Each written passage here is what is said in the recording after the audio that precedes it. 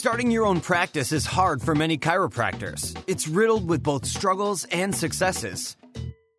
But here at the Chiropractic Philanthropist, we make it easy by having chiropreneurs and entrepreneurs share their struggles and lessons learned in life and business so that you don't have to make the same mistakes. And now, here's your host, Dr. Ed Osborne.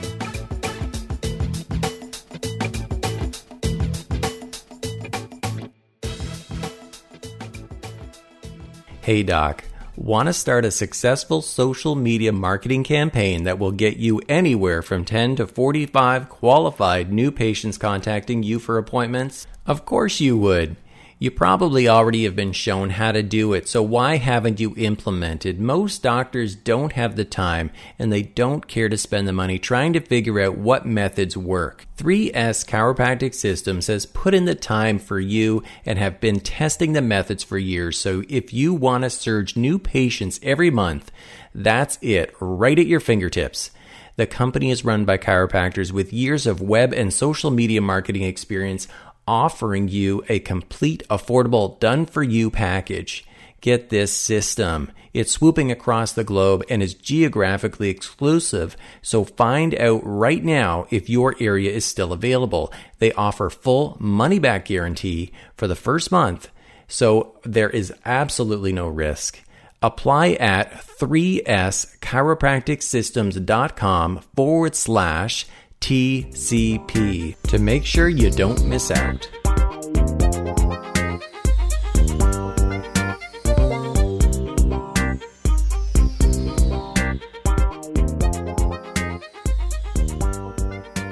All right, TCP listeners, I have a crazy, successful, insane guest today, and that is actually Dr. Fabrizio Mancini. This interview has been in the culmination for probably 12, maybe 18 months. Dr. Fab, I'm so excited to have you on the Chiropractic Philanthropist today. Thank you for being here.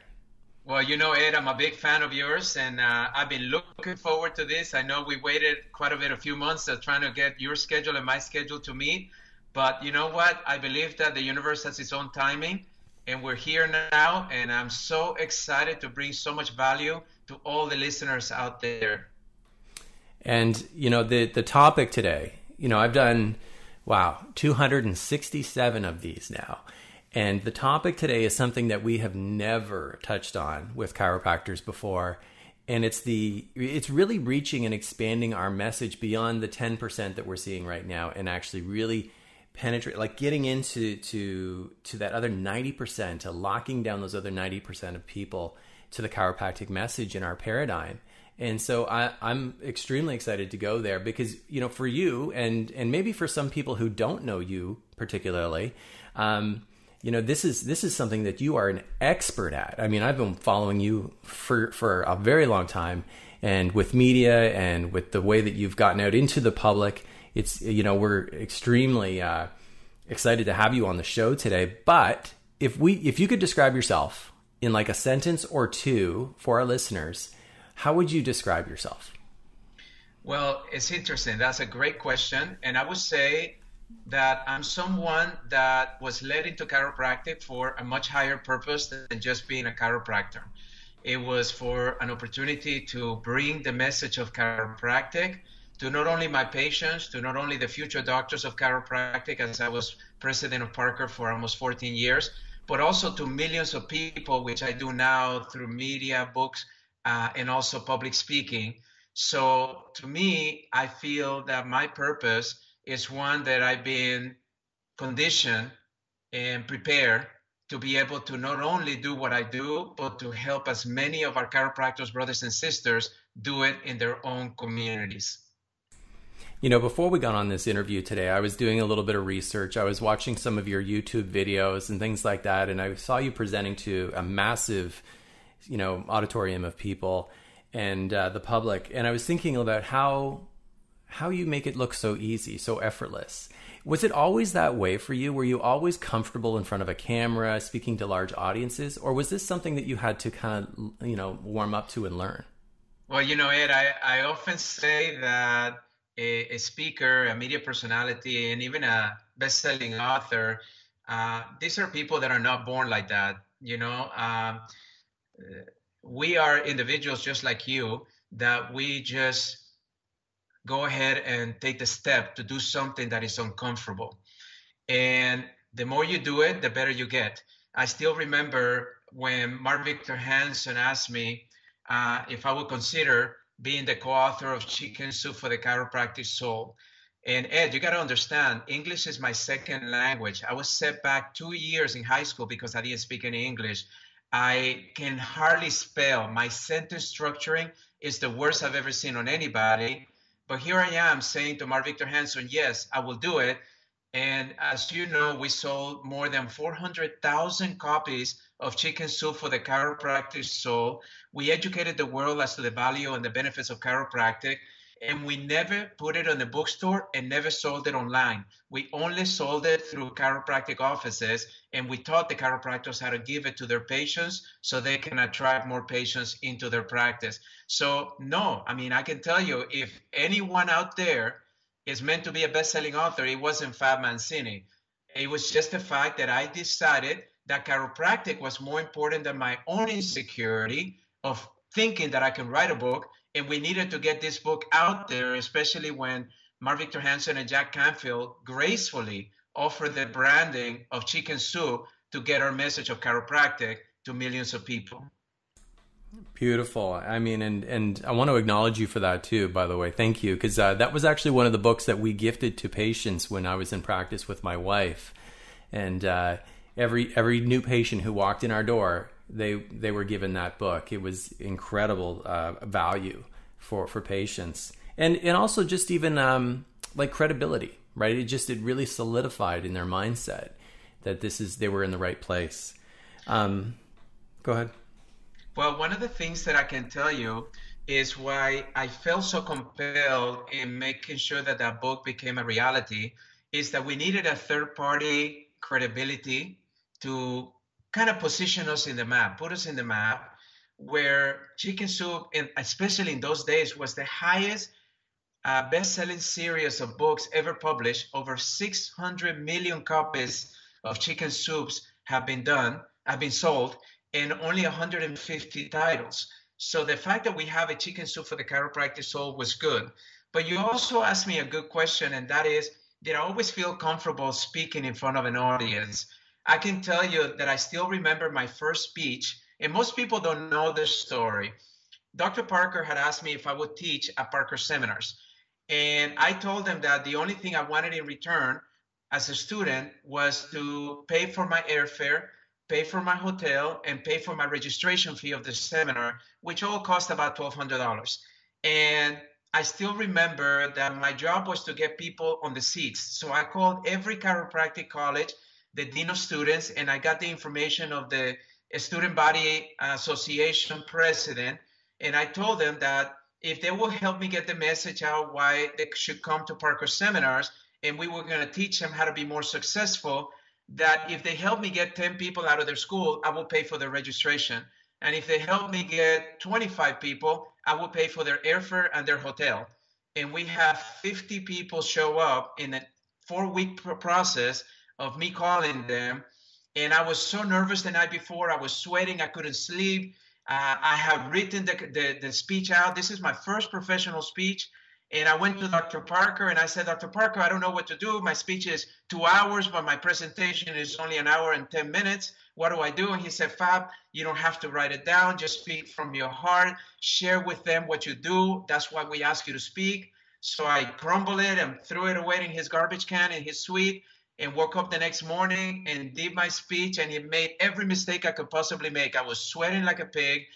My words were not sequenced properly. I didn't have an agenda. I went all over the place, but the 50 people loved it. And guess what? The next seminar 2 months later, we had 100 people, and it kept growing up to 800 people, the students from around the country that came to hear me speak at Parker seminars in one seminar. And I just couldn't be more excited about it. So no, I wasn't born like this. I just did it. I kept doing it until you get better at it. I love this. And I'm going to pull a couple things away from what you're saying here for our listeners that are just incredible value. And maybe they're underestimating the value of them, is that You executed. You actually did it. You actually started something. I mean, everyone who's ultra or hyper successful, they all start with one fan. They all start with 10 people in the audience, and they grow from there. And then they're persistent. They never stop. And that's what I see about you too, is, I mean, like, you're always consistently putting yourself out there. You're always, speaking. You're always creating and producing. And I see that in other, that's what I've learned, at least when I see other hyper successful people in the world.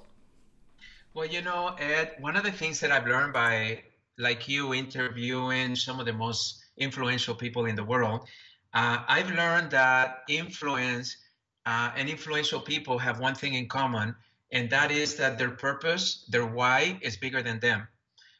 We don't do things because we need more things in life, or we want to make more money, or we want to have more power or more influence.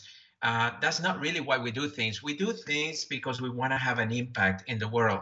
I've been studying the lives of Warren Buffett and actually Bill Gates lately, because I'm fascinated of how these guys have become the biggest philanthropists in the world, and they live simple lives, but they are individuals that every single day contribute at high levels.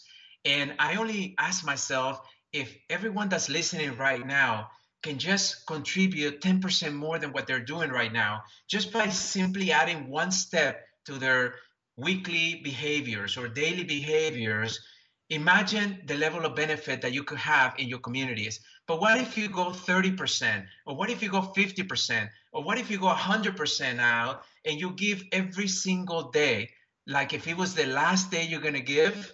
Imagine where you could be right now. But more importantly, imagine the impact that you could be leaving behind. I agree. I couldn't agree more. I mean, there's something, I don't know who I heard it said this, but it's, basically contribution. It's, eventually capital flows to contribution when you're giving and you're coming from that place of giving consistently. Eventually that, I don't know, maybe it's a universal law, Dr. Fab, but I see that often. And this is something that I never thought that we'd. And by the way, for all the listeners, we're totally off script today, because I always put people, by the way, Dr. Fab, through a very specific flow of questions. But you and I were like riffing. This is going to be a really interesting and off the chart, off the script conversation for everyone. So hold on. I want to talk about something that I thought I wouldn't be talking about, and that's new patients. Because it seems to be that's all chiropractors ever want to talk about. Well, maybe two things, ROI and new patients. But I suggest, and I think that you and I had this in our pre-chat, we talked about this, and you've already mentioned that word already, which is the word of influence. Like key influencers. And it's really about, that's what you're doing now, is you're really helping chiropractors understand that they can influence people in their community and maybe even outside of their community. And then again, let's link that into now start to communicate with that other 90% of the people that aren't consistently seeing a chiropractor. Well, one of the things that I've learned in my journey, Ed, is the fact that for 10 years I was a chiropractor. I built a huge practice. I was doing lectures in my community and getting the word out there. But then it was limited. And then here I am 10 years later. My mentor, Dr. Parker, passes away. The board asked me if I would take over the Parker University, Parker Seminars, Parker Products, 400 employees. And here I was 33 years old. But again, I was uncomfortable. But, when the opportunities come to you, it's because you're meant to do them. Don't ever think that an opportunity ever comes your way and you're not ready. It doesn't work like that. So I accepted and I went to work. And now here I am inspiring and preparing the future chiropractors of the world. And I'm thinking, okay, instead of just helping the people in my community, I'm going to help thousands of chiropractors in the future, because they're going to help thousands of people themselves. And then I realized after 14 years of that the chiropractors out there may not be as ready or as hungry to move this profession forward. Maybe they were a little hesitant about it. And no matter how much we put into our profession, it seems like we keep talking to ourselves. We have some of the best speakers in the world in our profession, but they're still talking to chiropractors instead of going out there and speaking to the public. So then when I wrote my last book, The Power of Self-Healing, and Dr. Phil invited me to be on his show, he said to me, Fab, how many people did you reach last year in speaking? And I said, about 75,000. He said, well, today you're going to reach 15 million people on this show. That's the power of television. That's the power of mass media. So then I came back home and I'm like, instead of continuing in this role of president of Parker, could it be that maybe that's what I meant to do more media, to do more lectures, to do more books that will reach millions of people? And that's what I set my journey on. And my goal was that if I was going to already spend 25 years in this profession, helping the community that I serve as a doctor and the students of Parker and the Parker seminar attendees, now my last 5 years have been all about educating the public. And yes, of course, I still support all my chiropractors, brothers and sisters, but it's all about supporting and educating the public as to the value of chiropractic, because it's essential for their health, it's essential for their lifestyle, and it's essential for them to fulfill their potential.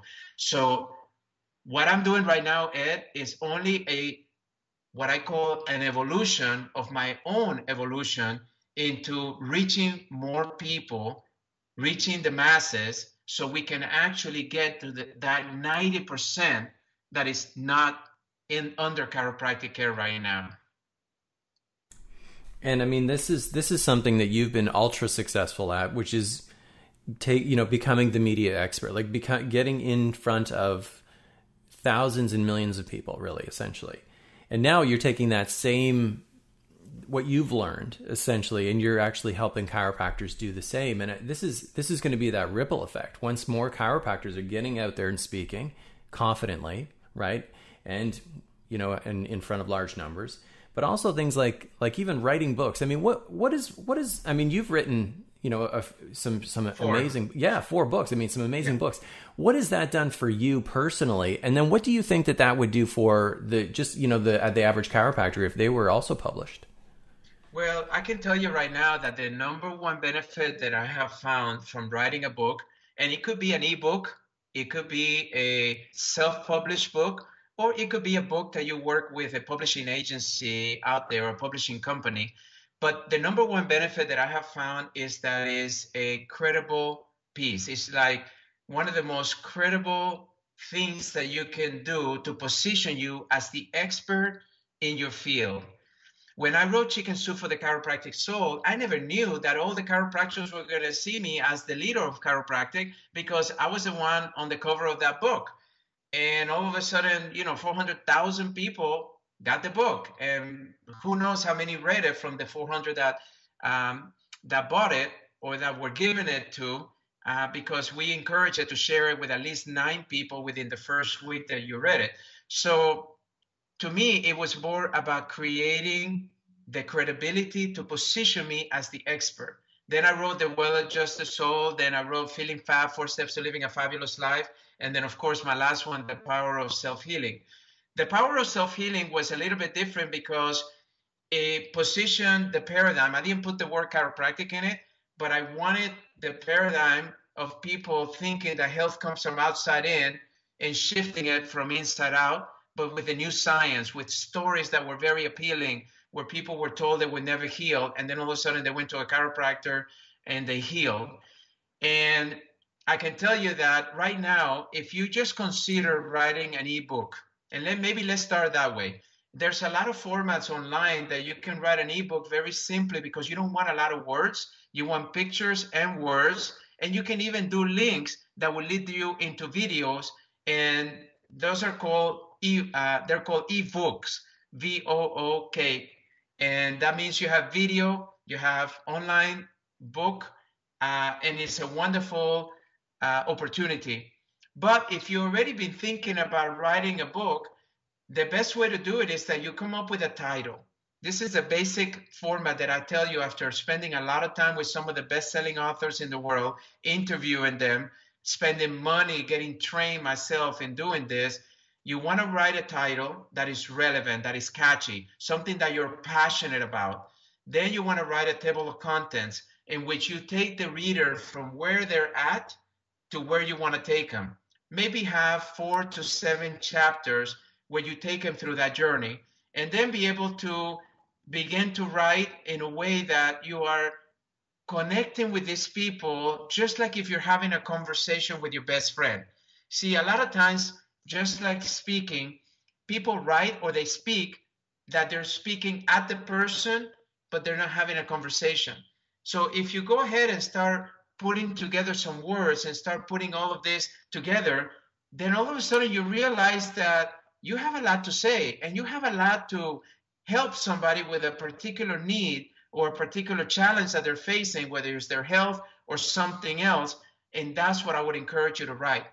And if you feel that this is something that the masses will want to read, then the best way to do it is to get a literary agent. A literary agent, you can find them on Google. There's many agencies out there that list them and their specialty. And then what you do is you write a book proposal, and that book proposal gets sold to the publishing companies. They give you an advance. With that advance, you get to pay for the book, or you can put it in the marketing of the book. And all of a sudden now here you are, a published author. So you can start by doing an ebook very simply there's many websites out there that will help you, guide you through that. You can do a self-published book, and there's a lot of agencies out there that will print on demand and will help you, guide you through the process of self-publishing your book. Or you can do a book with a publishing company, which you need a literary agent, because over 95% of the books that they purchase today, they're purchasing through an agent and not through an author. They don't like to work with authors. So work through an agent, and I can help you if anything that I need in that regard. And I'll give you some tips, in how you can do this yourselves, Beautiful. Yeah. I mean, sorry, I was just making some notes there because it's like you're dropping some major value bombs here. That's interesting. I never would have thought that you come up with your title first, then your chapters, but it seems to make so much sense that you basically coming up with your outline of your book, and then you're filling in the blanks after that. I never really thought of it that way. And this is something that can be extremely impactful, like for men, like just the average chiropractor in their practice. I mean, again, having that displayed even in your office, having that as the gift that you can give to patients when they walk in the door too. Very cool. And I use it in a couple of ways. So I've had a couple of people that what I've done is I've helped them create an ebook, and what they do is not only do they give it to all of their patients, but they give it out in their lectures, when they do lectures in workshops or when they go to companies, etc. But they also use the ebook as an opt-in, so that way when they create their website and they have people that are wanting to get the ebook, they collect their email address and their name, so that way they can follow up with these individuals and give them content and give them value, and then maybe invite them to participate in the clinic. But I've also had a chiropractor. I mean, I still remember one of my early clients that I helped mentor, and all he wanted to do is become a best-selling author. And what I did is I showed him the formula of how you become a best-selling author, which was very simple. And as soon as he became a best-selling author, he did a news release that went all over the United States. He got picked up by the media. He started getting speaking engagements because of it.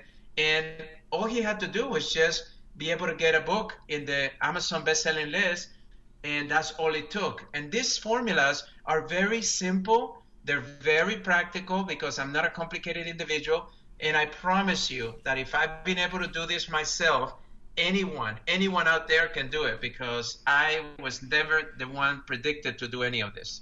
Yeah, I think that it makes sense to me that the reason why most docs would either not start or would start and stop is they just don't know what to do. So this is, yeah. You know what I find, Ed, is like having a combination lock, and maybe you have one, maybe you have two of the numbers, or maybe you even have three of the numbers. But if you're missing that fourth number, so what I've done over the years, over 25 years of research in this, is that I put together little sequences of worksheets that will take anyone into how to find out how to arrive to your title, and then how to write your table of contents, and then how to structure your chapters, and then how to write your book proposal, how to get an agent. All of these sequences that have been time tested. And then what I did is that I interviewed the top 25 best-selling authors, speakers, and media personalities, and I picked their brain for an hour as to how they got started, what was their biggest lesson, what was their biggest mistake, what is the one thing that they will recommend people to do if knowing what they know and they were just getting started, what was the one thing that they will tell people never to do that cost them the most amount of pain and anguish and money. And I started building this library, and it's so beautiful because, you know, as people see these videos, they get so many golden nuggets in how to do something besides what I'm teaching them myself, you know? Yeah, absolutely. I mean, one other thing that we should probably talk about, and that is like, I mean, if we're really talking about getting to the other 90%, you know, I guess that's the stat we all, as chiros, most of us use is, you know, 10% of the population has or is seeing a chiropractor.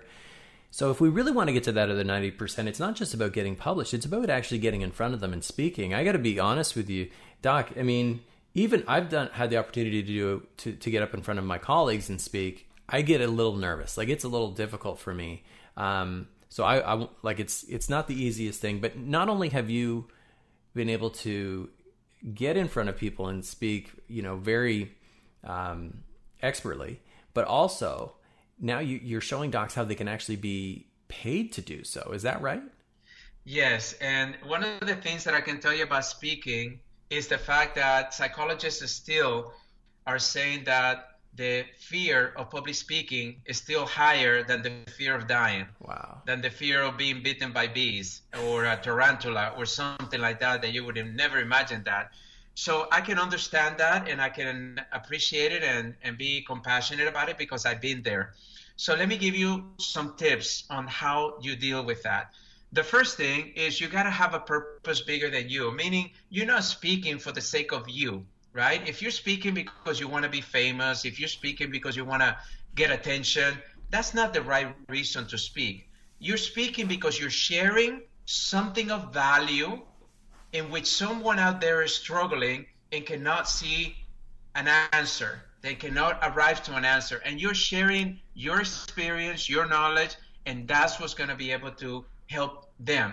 So that's why you want to share. So the second thing that I would tell you is that when you speak to an audience, just think of it as you're having a conversation with friends.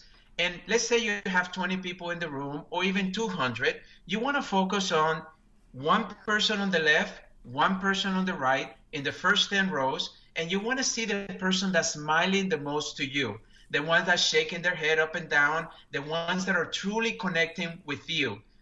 So that way you can lose a little bit of that sensation that, oh my gosh, I can't believe I'm speaking to 200 people.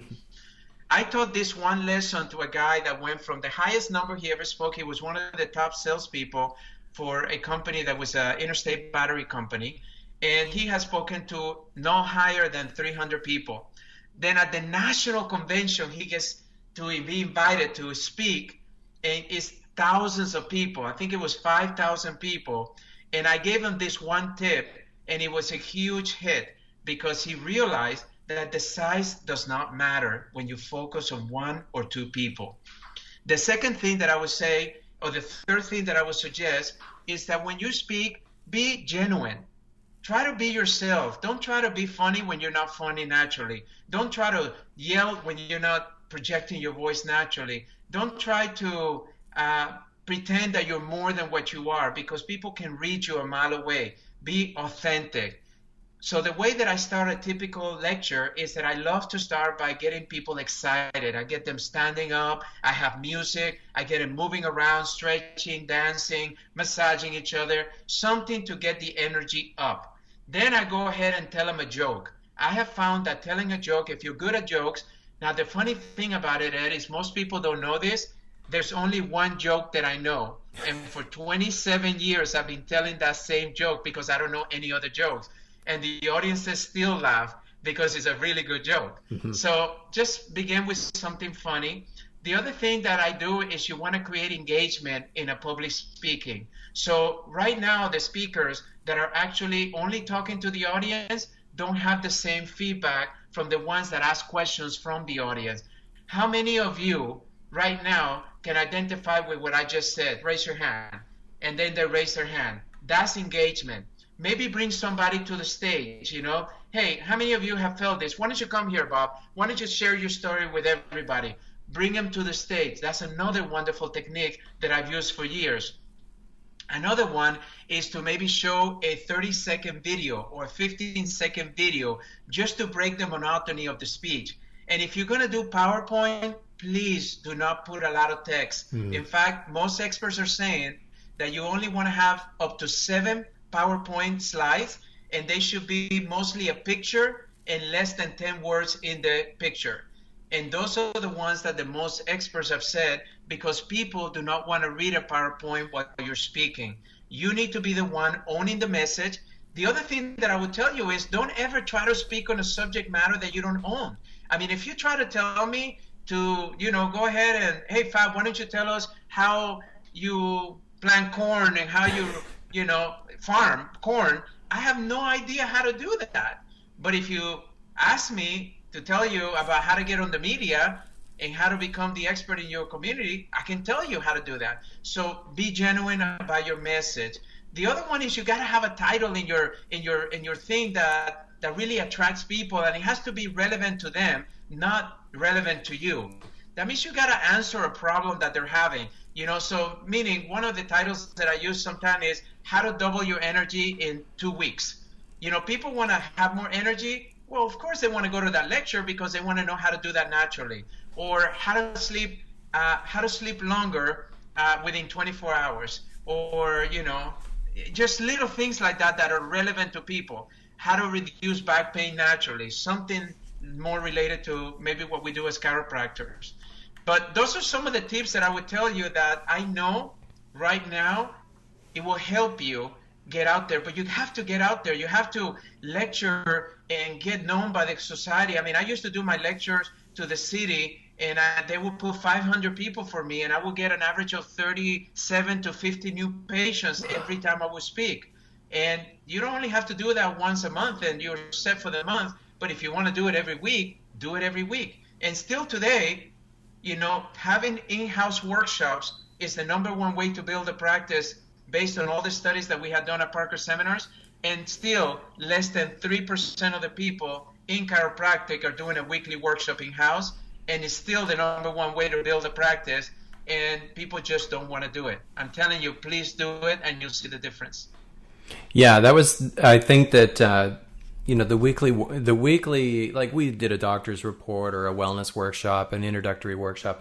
It was vital to the education of our patients when they came in. And I want to also make sure that, everyone who's listening, all TCP listeners too, are, you've dropped incredible value here, and you're also just, showing are sharing all of this incredible knowledge about, how to get published, how to write a book, some tips on public speaking as well, which God knows we all need.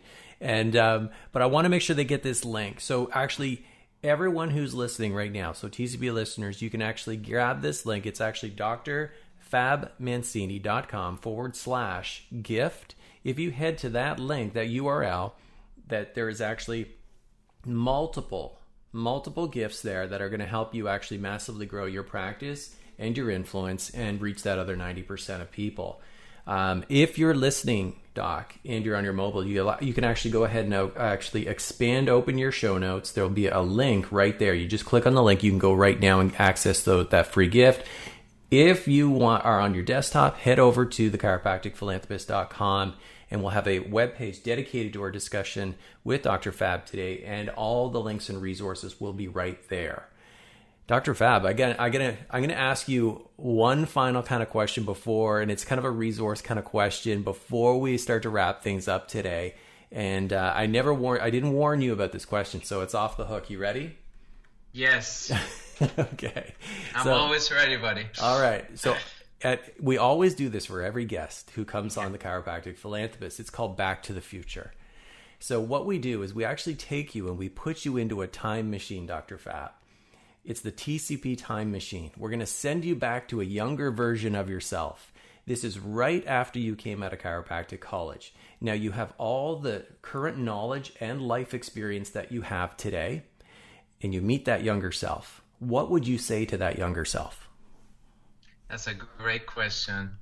I would say to that younger self, you made the best decision of your life becoming a chiropractor, and you have no idea the impact and the value that you're going to bring to millions of people that are struggling with their health challenges. So be happy, be patient, be engaged, and most importantly, enjoy the journey, because it is a journey. I've been in this industry for 30 years, and I can tell you I'm as excited today as I was when I enrolled at Parker College of Chiropractic. It's a journey. You make every day count, and you don't let up. You stay driven every single day, because it's not about you and what you've achieved. It's about the impact that you can have in your community so they can benefit from this thing we call chiropractic. Beautiful. Thank you for that.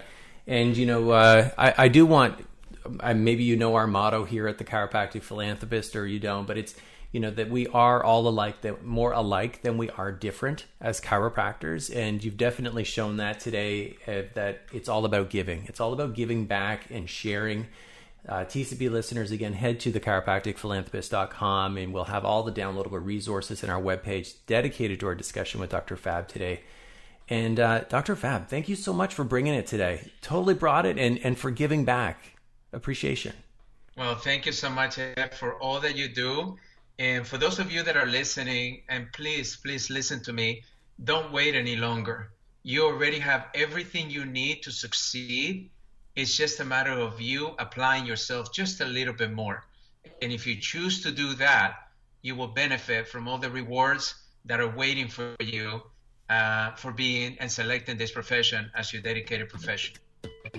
So you've heard the struggles, you've heard the successes, and this episode is done. But there's still so much more to come and so much more to learn.